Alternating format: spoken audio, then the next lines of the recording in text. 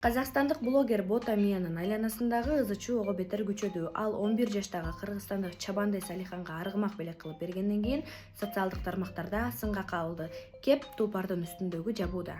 Ушул сүрөттө ачуума тийди. Көктө желбиреп турчу туубузду бирөөнүн астына төшөп бериптир. Мынтип бүткүл казакты маскара кылып, кечирим сурабай эле койбойбу? Эмнеге казактын туусунан тигилген? Айып салынсын. Кыргызстандан көргөн 100 000 адам үчүн элдин улуттук символикасын таптаганың кандай? Казактардан кантип кечирим сурайсың? Мындай айтканда, эмнеге биздин тууну атка жаап, башка бирөөнү олтургузасың, жада калса мыйзам боюнча жаза берилсин деп жатышат. Бота Мия кечирим сурап, мунун бардыгын казак-кыргыздын ортосундагы достукту бекемдөө үчүн кылганын айтып жатат. Ол кичкене гана периште ғой, периште. Жай гана отургуздук, оны өзүң атын кой деп моменте баарыбыз бакыттуу болуп, одан кийин ол бала аттын үстүнөн түсүп, анан шешинип алып үйлөрүнө коюп койду төрөлөрүнө. Социалдык тармактарда аны колдогондор дагы бар. Мындай жабуулар мурун эле сатылчу деп казак чабанды спортчулар атта олтурган сүрөттөрүн чыгарып жатышат.